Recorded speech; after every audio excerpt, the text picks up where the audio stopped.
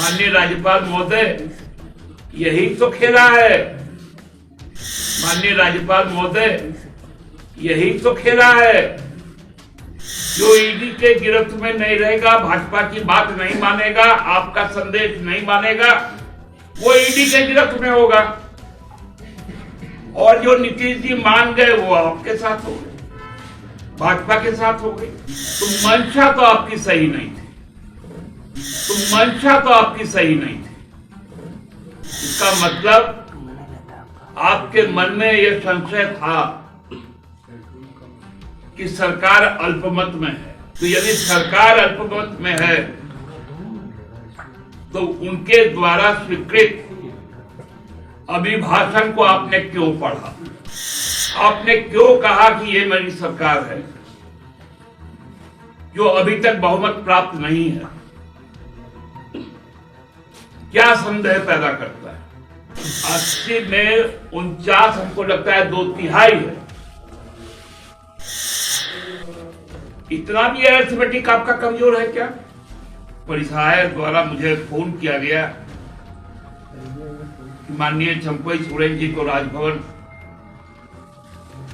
में बुलाया गया है ताकि उनको सरकार बनाने का न्योता दिया जा सके। फिर चंपईदा और आलमगीर साहब वहां जाते हैं और दूसरे दिन का सरकार गठन का प्रक्रिया शुरू। इस बीच मेरा पूरा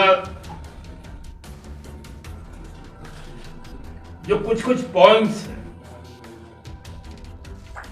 कि जब 8:15 साढ़े 8 बजे इस्तीफा हुआ तो दूसरे दिन 10:30 बजे तक का इंतजार क्या हुआ? दूसरा सवाल कि जब तक 12:15 बजे मुख्यमंत्री के तौर पर चंपईदा नहीं रहे, उस वक्त बताए माननीय राज्यपाल महोदय, इस राज्य का कार्यपालिका का प्रमुख कौन था?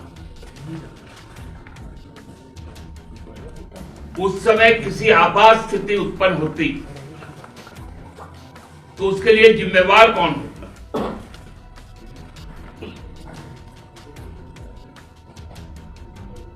नंबर 2, आपने जब मंत्रिमंडल गठन किया तो आपने कहा कि आपको विश्वास पत्र साबित करना पड़ेगा। इसका मतलब आपके मन में यह संशय था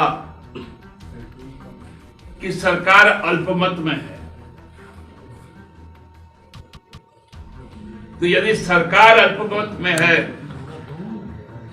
तो उनके द्वारा स्वीकृत अभिभाषण को आपने क्यों पढ़ा? आपने क्यों कहा कि ये मेरी सरकार है जो अभी तक बहुमत प्राप्त नहीं है? क्या संदेह पैदा करता है? तीसरा सवाल, जब आपके दिए निर्देश के अनुसार 43 की जगह 47, हम तो कहेंगे 49, क्योंकि रामदास जी हमारे नहीं थे सदन में, उनका इलाज चल रहा है, और स्पीकर साहब भी हमारे हैं। विशेष परिस्थिति में उनको भी मतदान का अधिकार है। तो 49 सदस्य हमारे साथ थे। तो माननीय महोदय,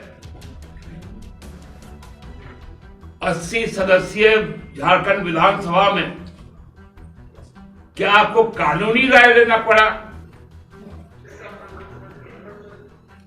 कि आप 80 में 49, हमको लगता है 2/3 है। इतना भी अरिथमेटिक आपका कमजोर है क्या?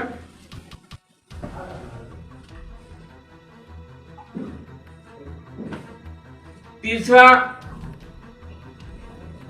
आपने कहा कि भाई बिहार की परिस्थिति अलग, वो ईडी के गिरफ्त में नहीं थे। माननीय राज्यपाल महोदय, यही तो खेला है। जो ईडी के गिरफ्त में नहीं रहेगा, भाजपा की बात नहीं मानेगा, आपका संदेश नहीं मानेगा, वो ईडी के गिरफ्त में होगा। और जो नीतीश जी मान गए वो आपके साथ हो गए, भाजपा के साथ हो गई, वो ईडी के साथ हो गई।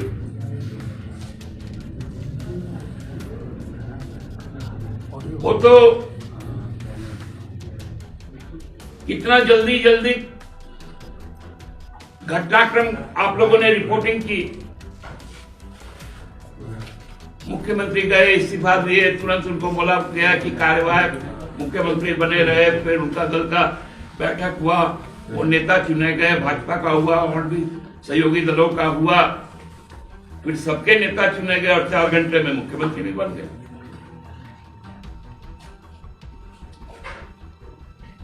माननीय राज्यपाल महोदय, वहां के राज्यपाल इस बात से वाकिफ थे कि नीतीश जी जिस गठबंधन से इस्तीफा दे रहे हैं वो सबसे बड़ा विधायी दल है।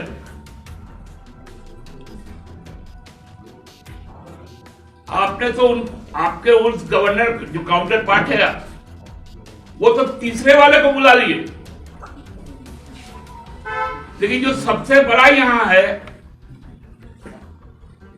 29 सदस्यों का, आपने उनको नहीं बुलाया। तो मंशा तो आपकी सही नहीं थी।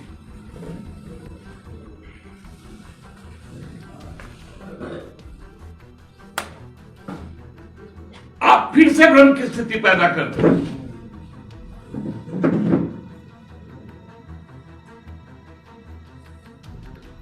कि हमको 2 विधायकों ने फोन कर कहा, तो आपके पास तो तंत्र है, आप तो केंद्र के प्रतिनिधि हैं, इंटेलिजेंस ब्यूरो है। उस वक्त कौन सा फोन आया था? क्योंकि मैं जो फोन कॉल की बात कर रहा हूं, मैं तो खुल के कह रहा हूं कितना बजे किया, किनको किया हूं। तो बताइए वो 2 विधायक कौन थे? और नहीं थे तो ये झूठ है।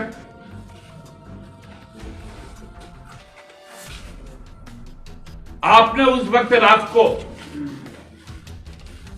किस विधायक को देखा था मीडिया में जो निकल के बयान दे रहे थे कि मैं रात को हैदराबाद नहीं जाऊंगा?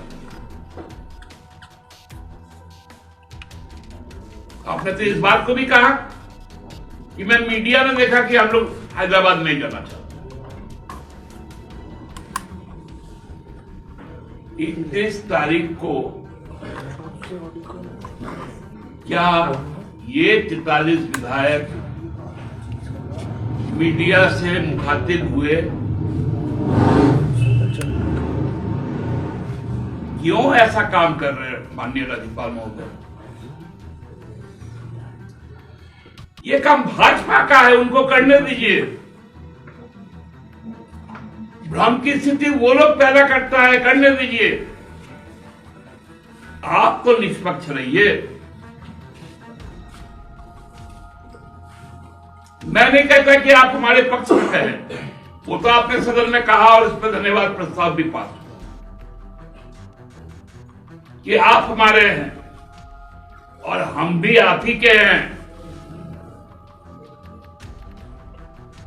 तो लोगों में अब संशय मत पैदा कीजिए।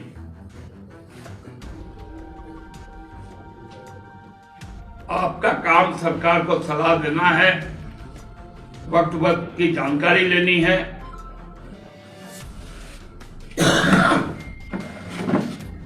आपके पास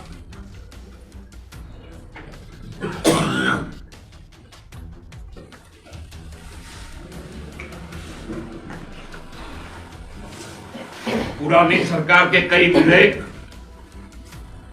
पारित होकर पड़े हुए हैं, उन्हें निष्पादित कीजिए, अपनी अनुमति प्रदान कीजिए ताकि राज्य आगे बढ़ पाए।